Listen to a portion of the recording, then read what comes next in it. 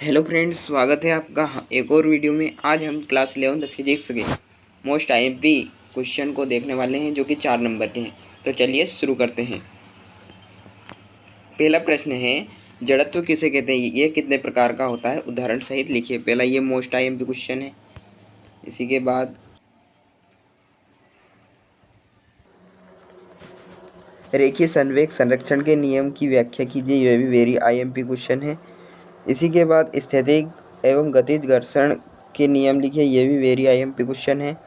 इसी के बाद विराम कोण किसे कहते हैं? सिद्ध करो कि विराम कोण की स्पर्शज्या घर्षण गुणांक के बराबर होती है। यह भी वेरी आईएमपी क्वेश्चन है। दैनिक जीवन में घर्षण के लाभ व हानियाँ, यह भी वेरी आईएमपी क्वेश्चन है आपका। इसके बाद एक विमीय, द्विविमीय एवं त्रिविमीय गतियों का अर्थ उदाहरण देकर स्पष्ट कीजिए। यह भी वेरी आईएमपी क्वेश्चन है। और ये विस्थापन और दूरी में अंतर लिखिए। यह भी वेरी आईएमपी क्वेश्चन है। इसके बाद एक समान गति के लिए वेग समय ग्राफ खींचिए तथा सिद्ध कीजिए कि वेग समय ग्राफ और समय अक्ष के बीच घिरा हुआ क्षेत्रफल वस्तु के विस्थापन के बराबर होता है। यह भी वेरी आईएमपी क्वेश्चन है आपका। इसके बाद सिद्ध कीजिए कि P बराबर √2m के, जहाँ संकेतों के सामान्य अर्थ है। ये भी वेरी आईएमपी क्वेश्चन है। 2024 का वेरी आईएमपी क्वेश्चन, कार्य ऊर्जा प्रमेय क्या है? लिखिए। ये भी वेरी आईएमपी है। इसके बाद न्यूटन का सार्वत्रिक गुरुत्वाकर्षण का नियम लिखिए। इसकी सहायता सार्वत्रिक गुरुत्व नियतांक की परिभाषा लिखकर इसका मान बताइए। दोस्तों, इन सभी प्रश्नों के हल आपको वीडियो के अंत में मिलेंगे। जब तक बने रहें हमारे साथ।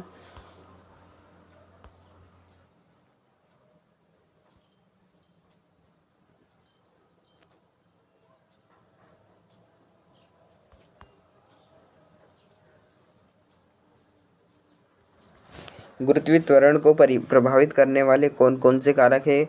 वे त्वरण को किस प्रकार प्रभावित करते हैं? यह भी वेरी आईएमपी क्वेश्चन है। गुरुत्वीय क्षेत्र की तीव्रता किसे कहते हैं? इसका मात्रक तथा विमित सूत्र बताइए। यह भी वेरी आईएमपी क्वेश्चन है। इसके बाद सदिश अदिश से आप क्या समझते हैं? यह भी वेरी आईएमपी, उदाहरण देकर स्पष्ट कीजिए। सदिशों के योग त्रिभुज नियम लिखिए। यह भी वेरी आईएमपी क्वेश्चन है। किसी सदिश को ग्राफीय विधि द्वारा कैसे निरूपित किया जाता है? यह भी वेरी आईएमपी है। इसके बाद जड़त्व किसे कहते हैं? ये तो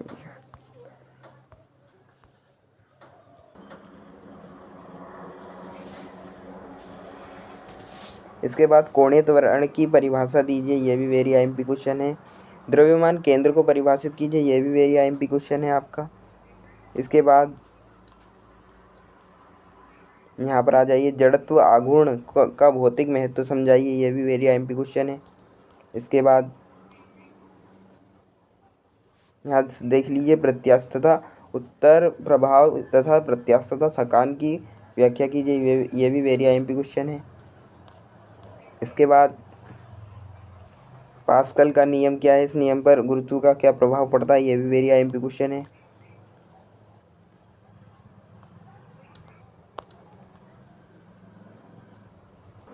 इसके बाद सरल लोलक किसे कहते हैं? इसके आवर्तकाल के लिए व्यंजक ज्ञात कीजिए। यह वेरी आईएमपी क्वेश्चन है।